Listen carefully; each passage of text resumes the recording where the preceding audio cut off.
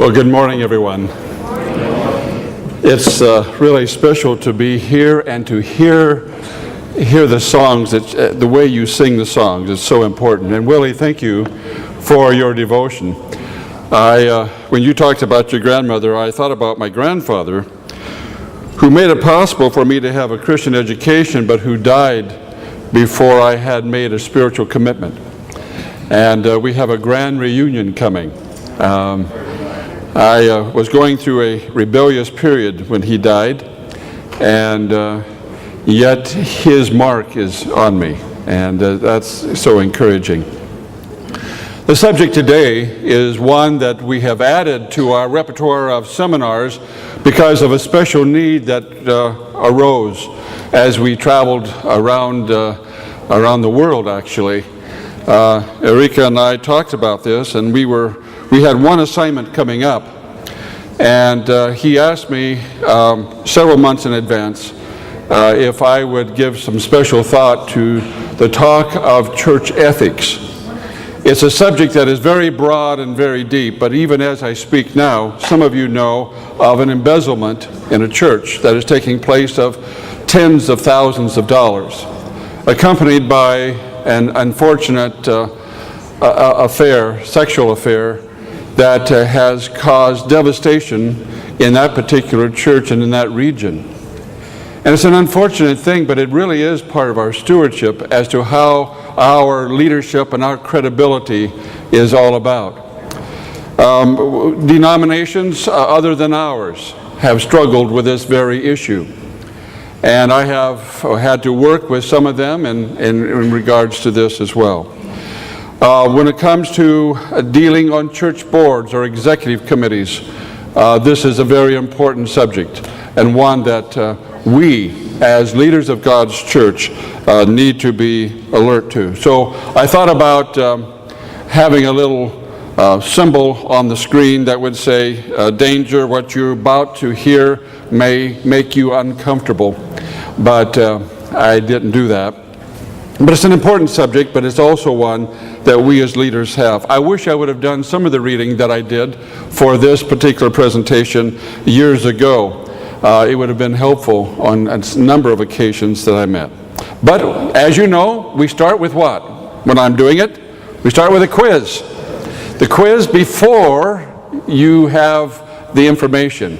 So we'll just see how you do on this particular one. If you want to number your paper 1 through 10, true and false, you can check later and see how you did. The first question is, being in the ministry protects one from being greedy.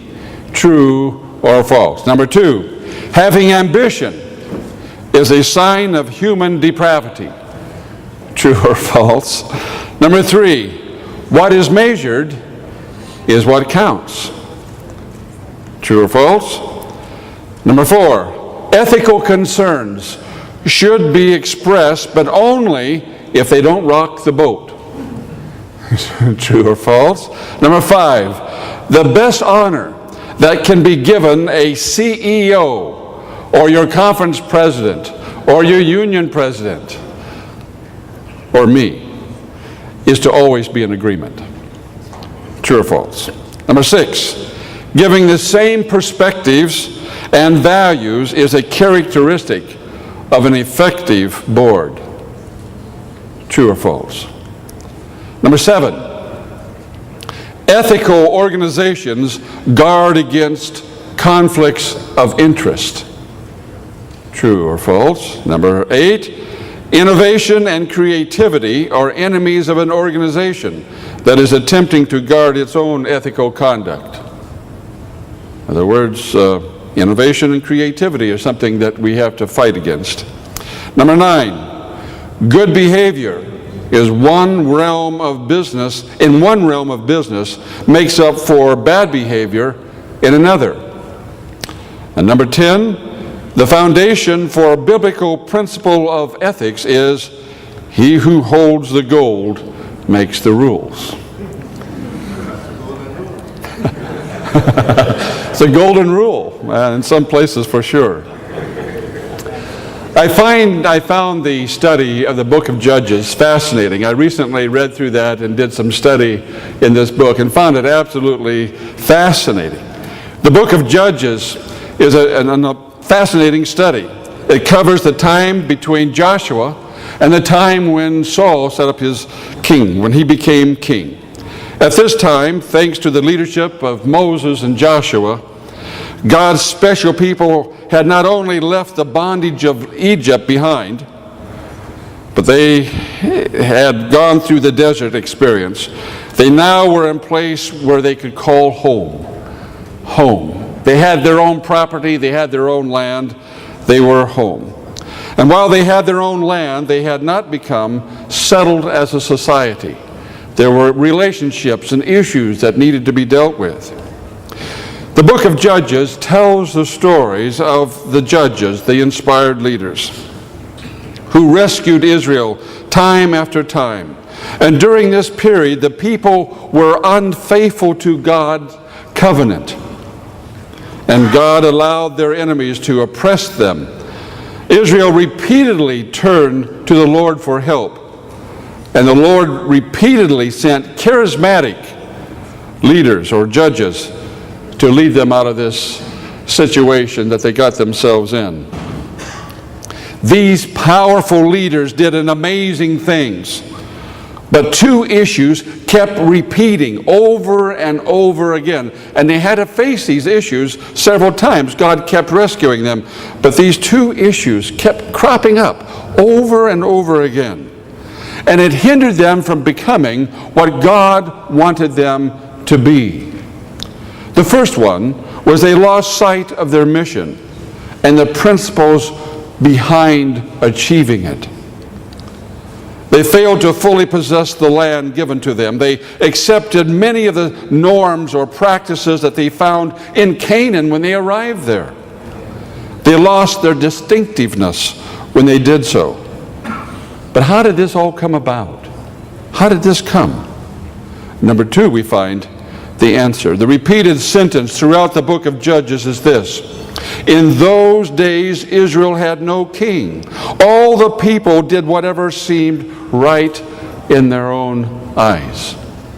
You know that theme. You've read it yourselves, and this was over and over again. They would get into trouble because they were doing what was right in their own eyes, and then God would send some deliverer to set them free. And then they would fall back into that practice again. In those days, something was missing.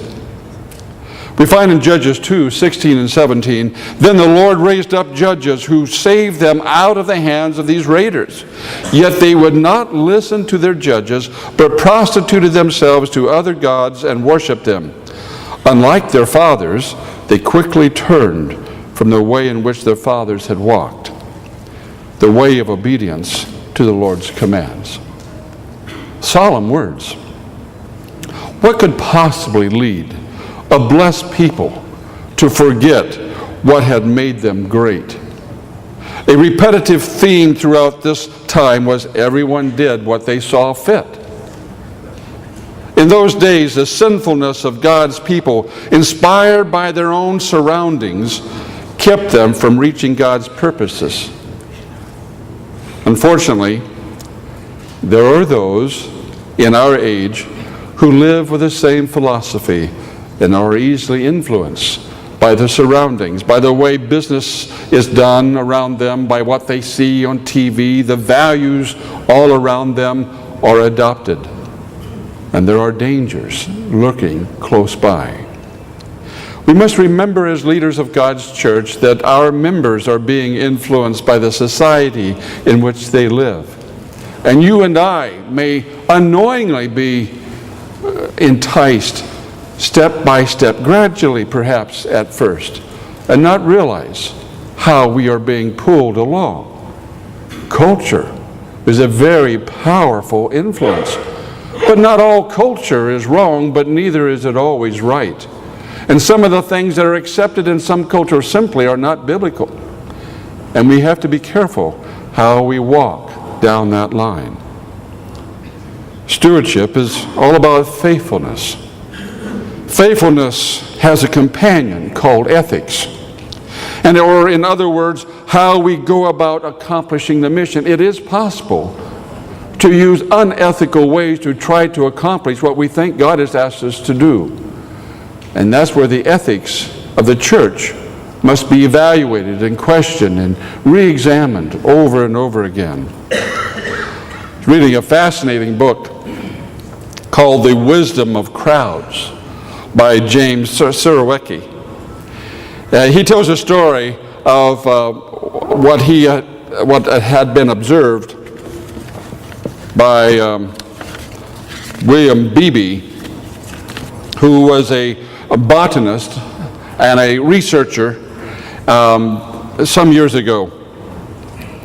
In the jungles of Guyana, William Beebe observed a group of army ants moving in a huge circle. It was so large that it took each ant 2.5 hours to make the full loop. Most dropped dead after about 2 days. This is called the mill. The mill is created when an army of ants find themselves separated from the colony. And once they're lost, a strange thing takes place. They obeyed one simple rule that ultimately led to the death of most. Follow the ant in front of you. The result is the mill, which usually only breaks up when a few ants straggle off by chance and others follow them away. You might refer to that as the remnant of the ants. The ant colony has one of the most successful organizational systems there is anywhere. They are well organized. However, the simple tools that made ants so successful are also responsible for the demise of the ants who get trapped in the circular mill. The very strength that they had actually led to their demise. How can that be?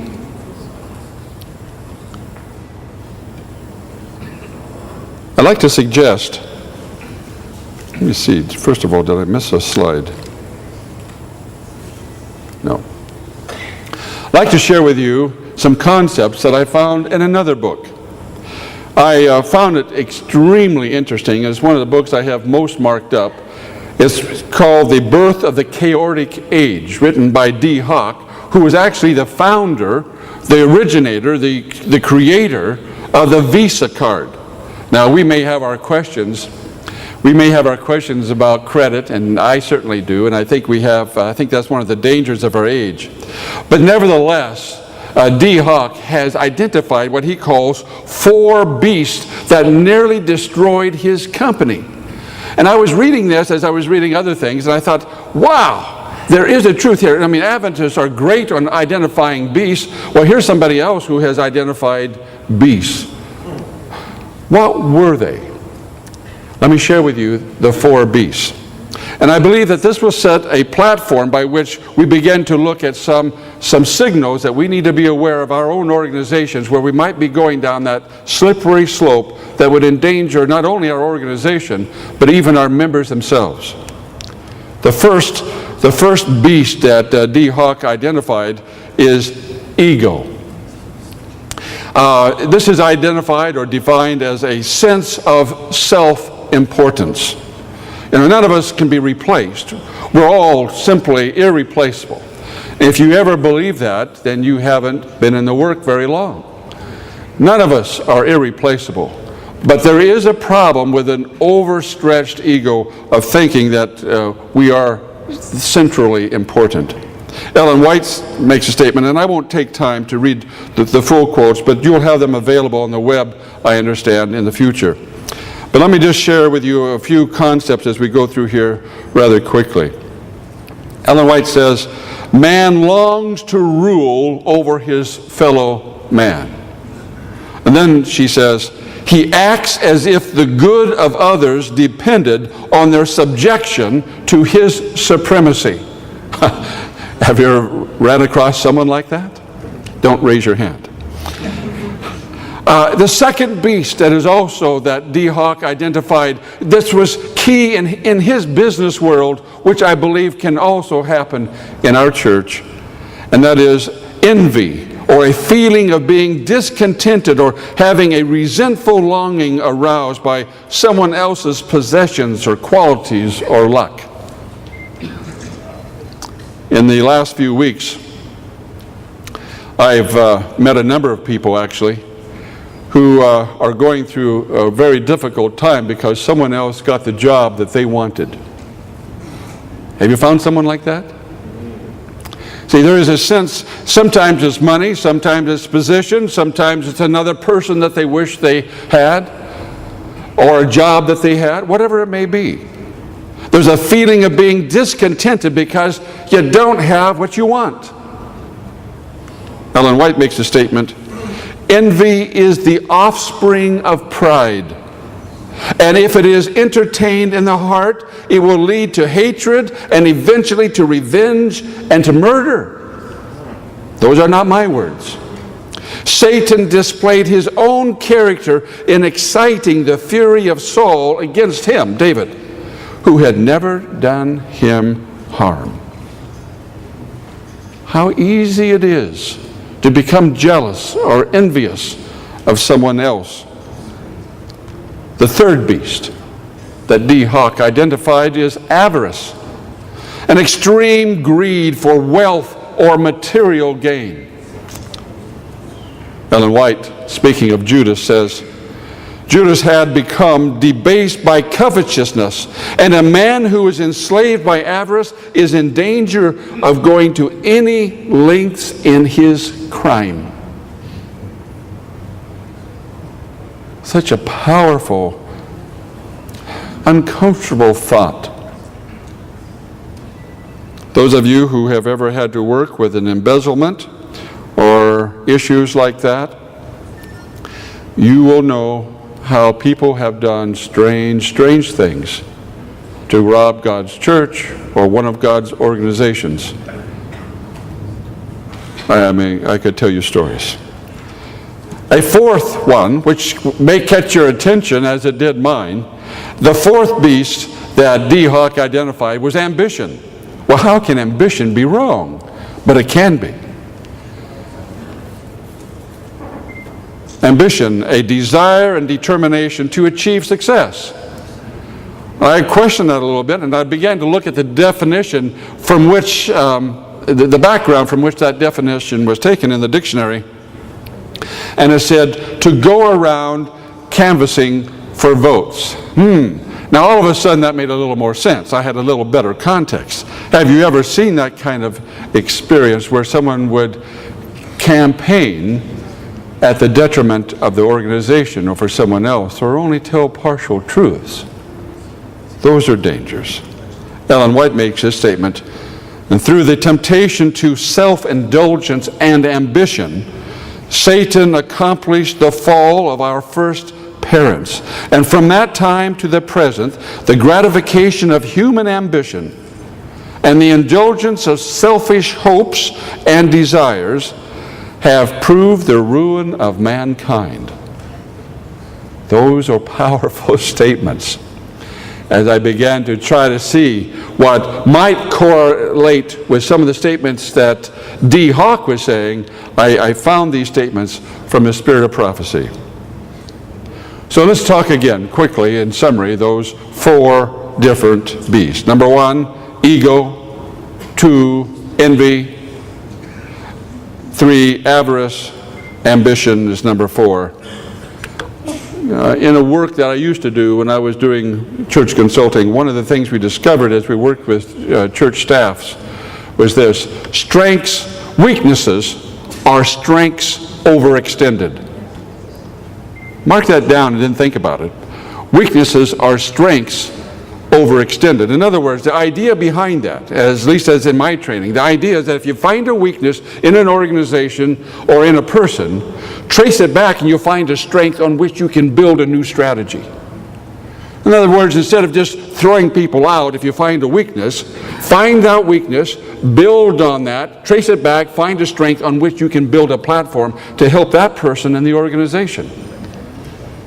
So these 4 may sound like weaknesses, but sometimes if we can trace them back far enough, we'll find a strength on which we can help the person or one another. A book that I recently read that I found extremely valuable is by Joshua Becker called Living with Less. In that book, he says, we have been told that possessions equal joy. And because we have heard that message so many times and from so many angles, we have begun to believe it. As a result, we spend our lives working long hours to make good money so we can buy nice stuff. In a world that's becoming more and more materialistic, I would highly recommend this small book, written for college students, but certainly appropriate for us too. So the question, to keep Willie's challenge in our mind, where does one begin to fight these beasts?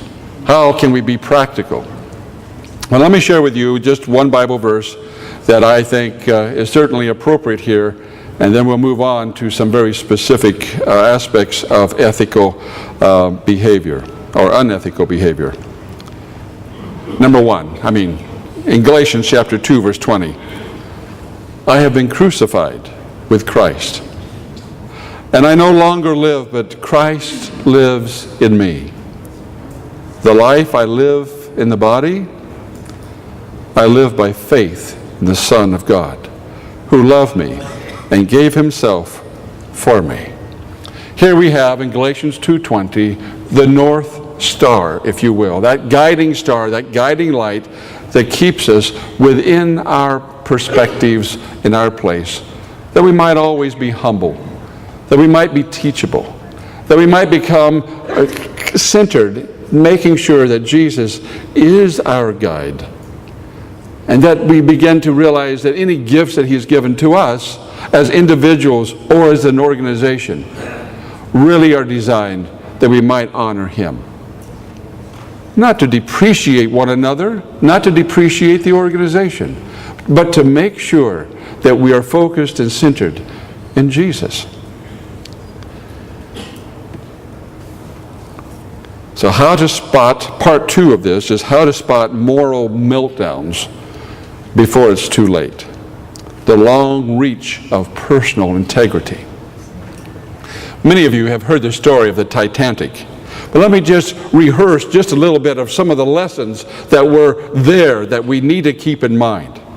April 15, 2012, not that long ago, was the 100th year anniversary of the sinking of the Titanic, the ship that was never to have sunk. What were some of the lessons? Just some highlights. The Titanic received 6 iceberg warnings before the collision with the iceberg. They went unheeded. They ignored them. And despite the warnings, the ship's speed was almost at maximum speed, 22.5 knots, and I believe the maximum was about 23 knots. There was pressure by the owners to make the journey in record time. They were interested in goal setting, and they were going to set a record, and the owners were pushing the ship captain to do everything he could. The captain relied on weather reports from a ship that had sailed in that area 3 weeks before. Things had changed, but they had not kept abreast. There were enough lifeboats for only 1/3 of the total on board. Yet there were still 472 spaces that were unused. You hear that? Only a small emergency was planned for. A big emergency was not anticipated. When that big emergency came, they were unprepared because they did not believe they would ever have to face a crisis. What about the captain? the captain, was not a novice. He had 26 years of traveling the North Atlantic. But given a crisis situation with a set of circumstances, even an experienced person was not ready for the crisis, which is our warning today. Let us be alert to the situations that come our way, and they circulate back and forth. Let's diagram that. Basic assumptions. There will be good weather, and the Titanic is unsinkable. You see, when you start off with unfortunate assumptions, it only gets bad from there. Worse. There was a perception that success is assured. After all, we are the remnant church. We will have success. We do not have to worry. The reality is that there is icebergs that have come down further south than expected. There are troubles sometimes within the church that can drag the church down. We need to be aware of that. And what really sank the Titanic was the difference between perception and reality. That's where the disaster took place. The people on board, the people who were pushing the drive to set a new record, set up a scenario that no one was really prepared for. Let's talk about ethics. The dictionary talks about ethics as the moral principles that govern a person's or a group's behavior. The application. Ethics is about how we meet the challenge of doing right when that will cost more than we want to pay. Let that sink in a moment. This is from the Josephson Institute of Ethics. Now, I don't know how they got that word, but as I began thinking about it this morning, I was thinking about Joseph, and if maybe they played on that name. But that last part is important. Ethics is about how we meet the challenge of doing right when that will cost more than we want to pay. Notice what Ellen White says. You know, my appreciation for her writings only grows. Such balance, such insight. She says, we shall seek God earnestly. And as ministers of God preaching the gospel, we should carry these great truths into our daily lives and show that we are living examples of what we preach. That we are carrying into our everyday life practical godliness. And then wherever we go, we will be a power. Michael Bates, in his book for board member orientation, wrote a very interesting statement here. There is no room for ignoring issues that require board attention, no matter how difficult, uncomfortable, or contentious they may be. In other words, you may have a tough issue, and it may be embarrassing, or it may be difficult, or it may be reflective of you, but they must be addressed. John Maxwell, in his book Ethics 101, makes this statement: there is no such thing as business ethics. There's only ethics. If you desire to be ethical, you live it by one standard across the board. You don't have one ethics at work and another one at home. Your integrity must reach across all lines. Maxwell continues, the golden rule, but not the conventional rule, which is, he who holds the gold makes the rules, but rather the biblical one. So, in everything, do to others what you would have them do to you. For this sums up the law and the prophets. Strong words, wise words, but not new words. And the book that I really has the greatest depth here is written by an attorney, Marianne Jennings, professor of business ethics at Arizona State University. She predicted the collapse of Enron and the fall of dot-coms because she saw what she calls the 7 signs of ethical collapse. The book is riddled all the way through with all sorts of examples of business and how various businesses showed these signs, what some of them did to correct, what some of them didn't, and why some of them simply collapsed. The subtitle is How to Spot Moral Meltdown in Companies Before It's Too Late. And so what I'm going to share with you now will just barely scratch the surface of the book, but I think you will pick up the ideas and perhaps help your organization in your perhaps your own life as you begin thinking about the 7 signs of ethical collapse.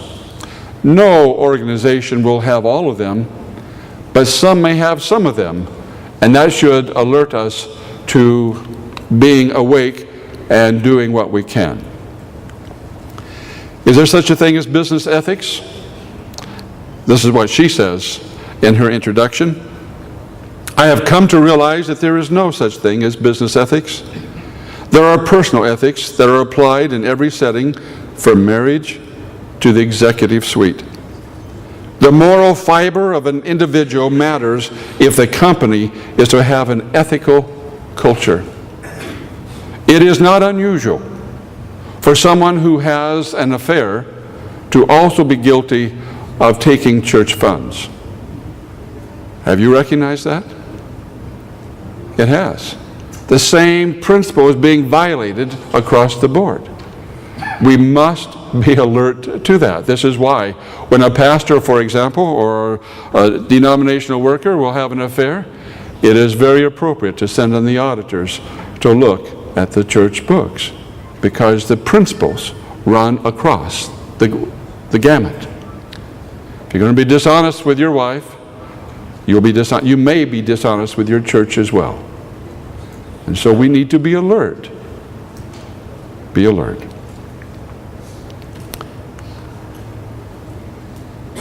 So, how can the ethical culture of an organization be devoured by those 4 identifying beasts that D. Hawk talked about? Well, she identifies 7, and we'll go quickly through this and share these points with you. Sign number 1. There is a pressure to maintain those baptisms. Oh, it doesn't say that. There's a pressure to maintain those numbers. We've got to keep those numbers up. I've served on a number of hospital boards, and one of the things I forgot the acronym. Anyway, EBDIT, I think is it. EBDIT. You go through these 4 characteristics. You got to keep those numbers high. You got to keep those numbers high at a hospital to make it well functioning.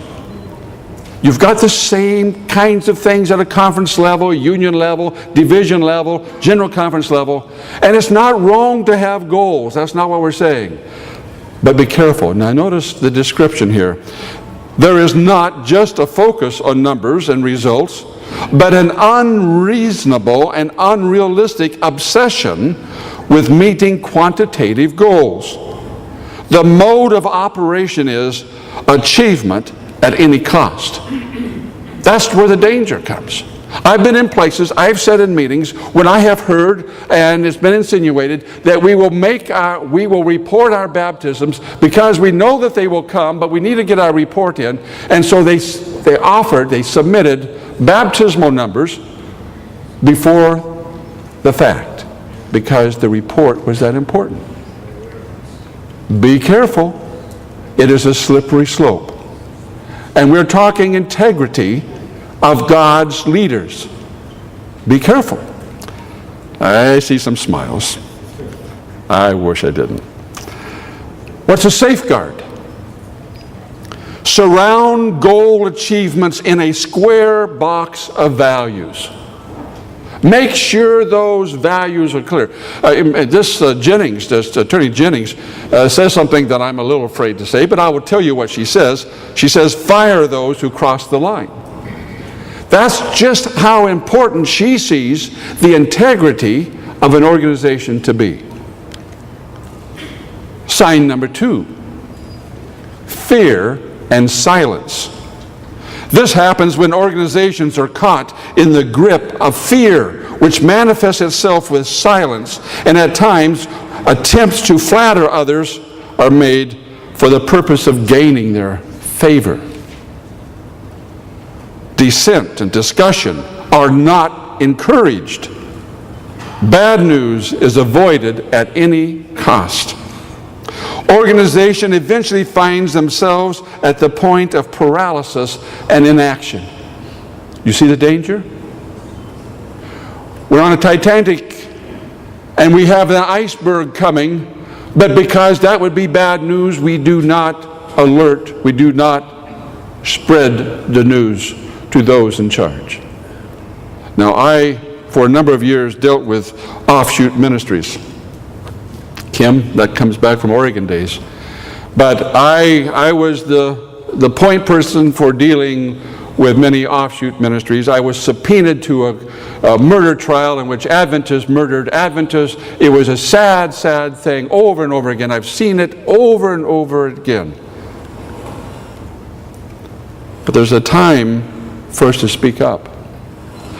I put together a large notebook of independent ministries, and I don't mean just supportive ministries. They were caustic or working against the church.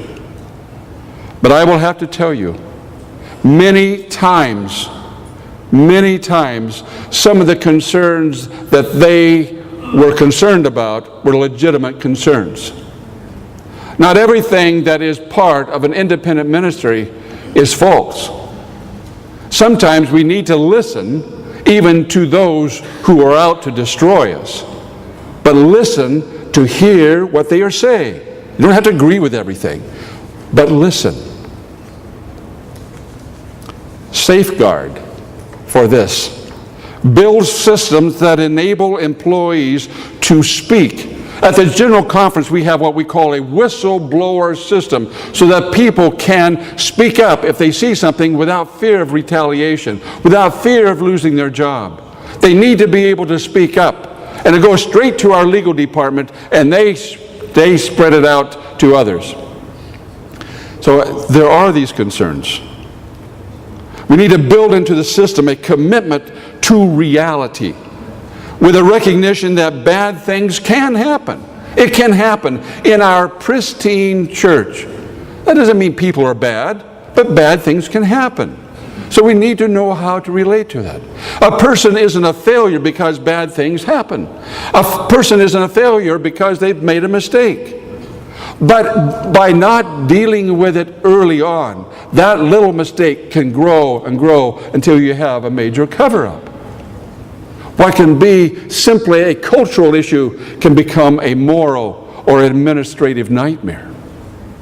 We've got to listen from the ground up and sometimes from the top down.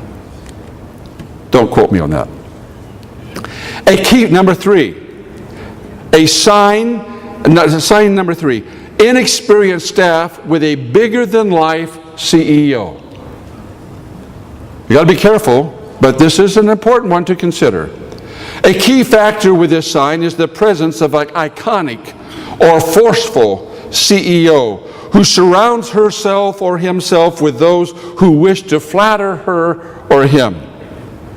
In the church, we can hide this under the guise of spirituality.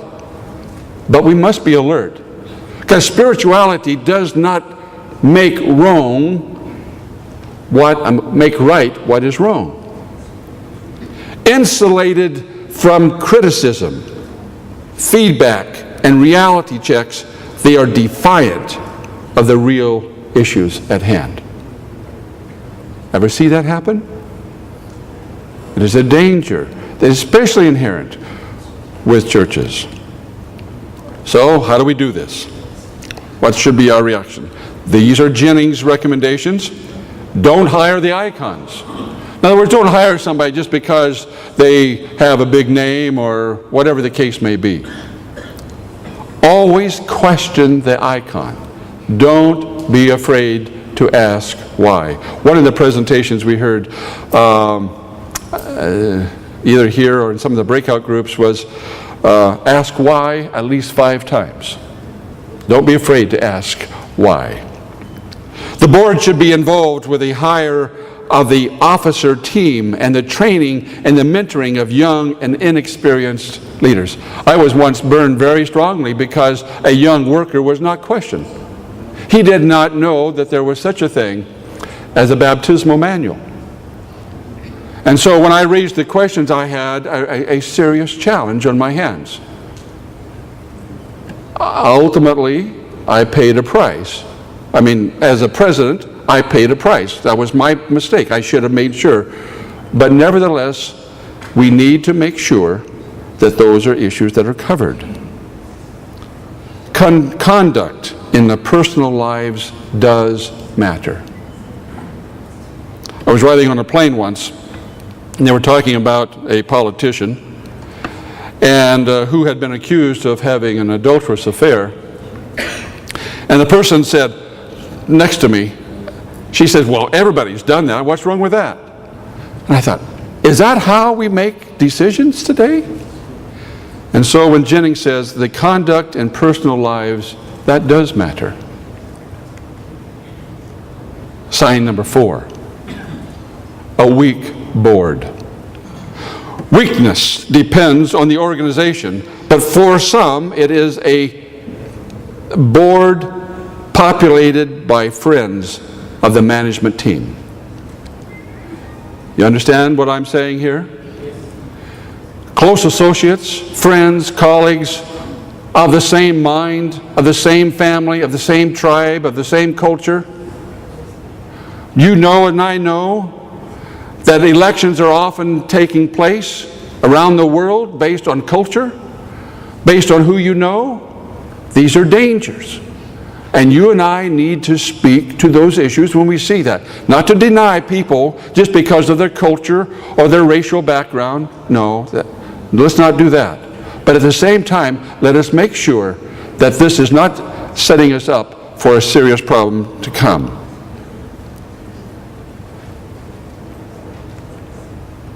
What's the safeguard? Where possible, let's replace the board with a stronger one. Make it easier for board members to speak up. Board members should visit the business and talk to workers. I think it's one of the best things for us to see our executive committees move from place to place. We did this in the conferences where I was, and we do it even at the general conference on occasion where possible. To go, and when we visit those other places, it's good to visit with the workers. Pay attention to perks. I was in a conference once, and I discovered that the perks for the president were higher than what the policy said. And so I contacted the union. They said, oh, well, Larry, don't worry about that. Don't worry too much about that. Why don't you check with other conferences and see what they do? Looking back now, and I did, and we cut our travel allowance in half. And I look back and I think, what a dangerous, slippery slope it is to say, talk to other conferences and see what they're doing. And I realize, I served a number of years as the undersecretary, and so my responsibility was indeed the policy book, but that's not my point here. My point is, if policies are voted by a group of people, it's not just done by the general conference. So let's take a look and see what we are doing. We need to investigate the claimed results. Not every results are bona fide. We need to take a look at that. Number 5, conflicts of interest.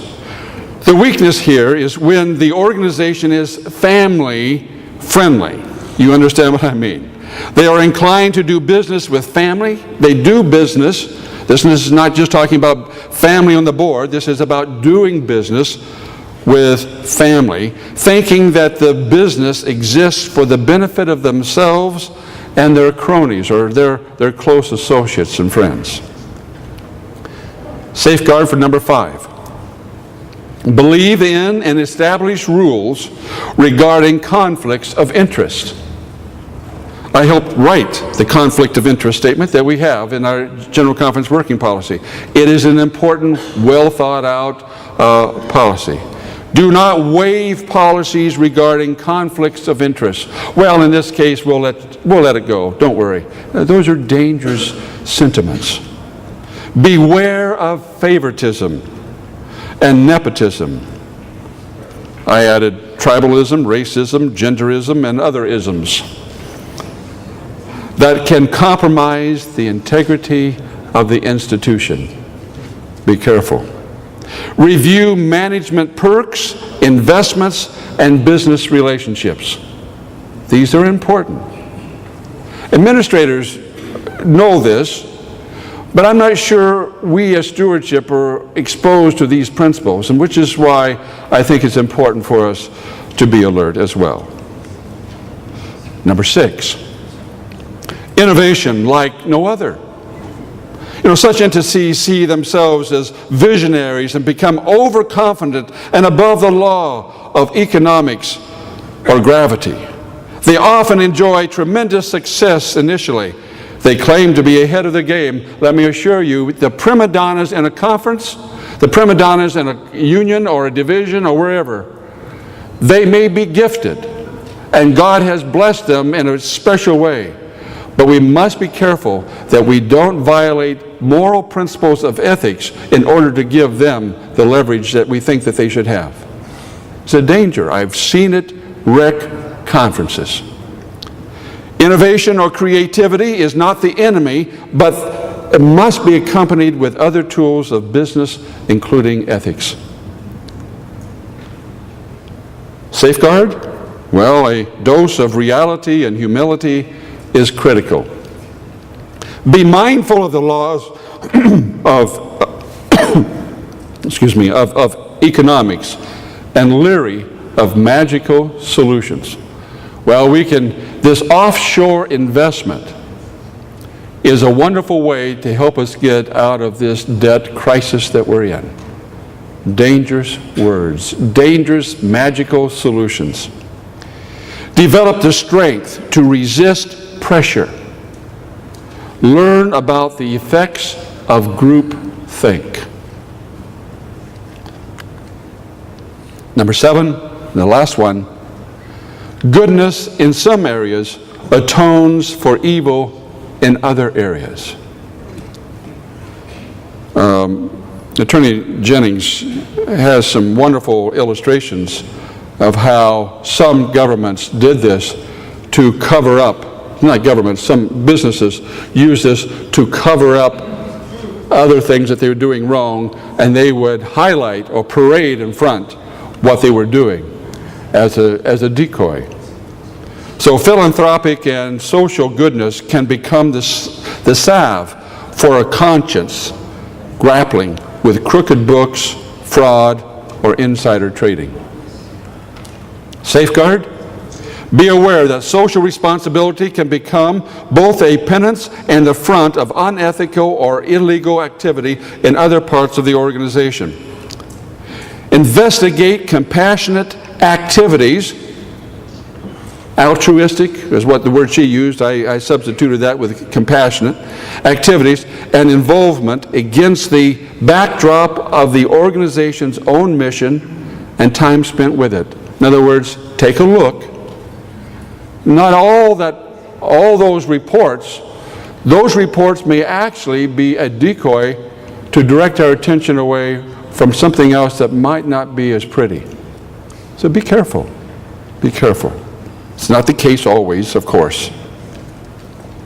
So when it comes to ethics, there is a world of difference between going for the gold and going for the golden rule. It's a world of difference, a whole different philosophy. Let me share with you this principle from Ellen White. True Christian principle will not stop to weigh consequences. It does not ask, what will people think of me if I do this, or how will it affect my worldly prospects if I do that? With the most intense longing, the children of God desire to know what He would have them do, that their works may glorify Him. Sometimes being truthful may cost you. May cost you money, may cost you special favors, but whatever the case may be, you and I, as part of a stewardship team, have the responsibility of holding a high level of integrity. Quiz. See how you did. Number 1, being in the ministry protects one from greed. No. It can certainly manifest itself there, but in different ways, of course, than some. Not of course. It can do it always. Number 2, having ambition is a sign of human depravity. False. But there is a false ambition, isn't there? And that can be destructive too. Number 3, what is measured is what counts. Well, you see my description there. I said, well, it depends on what's being measured. You can measure the wrong things. But, and I think that's one thing we all need to learn is, how do we measure what really counts? Number 4, ethical concerns should be expressed, but only if they don't rock the boat. False. But what a temptation that is. Number 5, the best honor that can be given a CEO is to be in agreement with him or her. Yeah. The greatest honor is to be respectful and offer an alternative solution or an alternative answer. Not always easy to take, but it could save that person. I lost a good friend because of his immoral behavior. I wish I would have talked to him stronger. We did everything together. But signs began to show that he was going down the wrong way. I let it slide until it got so obvious and he was so far down. I've tried to email him many times. And I've wished now that I would have been much more firm early on. I was actually. But I guess I still feel badly that I lost someone who was a real leader and someone who was influencing so many people. You know, it's important for us to help one another. If you see an individual going down a road wrong way, speak to that person. Speak to them as a friend. If you might be wrong, but talk to them and see if you can help them. I will never, my problem is once a friend, always a friend. And I am saddened with that particular case. Number 6, having the same perspectives and values is a characteristic of an effective board. Well, I hope we have some basic common values, but having the same perspectives of a problem doesn't do us a whole lot of good, does it? Number 7, ethical organizations guard against conflicts of interest. Absolutely. And number 8, innovation and creativity are enemies of an organization that is attempting to guard its ethical conduct. False. Innovation and creativity are not enemies, but they do need to be guarded, or else they can run rampant. Number 9, good behavior in one realm of business makes up for bad behavior in another? No. And 10, the biblical principle of ethics is he who holds the gold makes the rules? Well, that may be the case, but that is not good biblical ethics. We need to be careful of that. Well, I felt like this is a rather somber subject. It is not an easy subject. I would have rather given the subject I gave on my first topic, in the beginning God, but something happened after in the beginning God, and sin came. and we need to address some of these issues and talk about them. I hope by the time I show my video tomorrow afternoon, you will celebrate what is right in the world.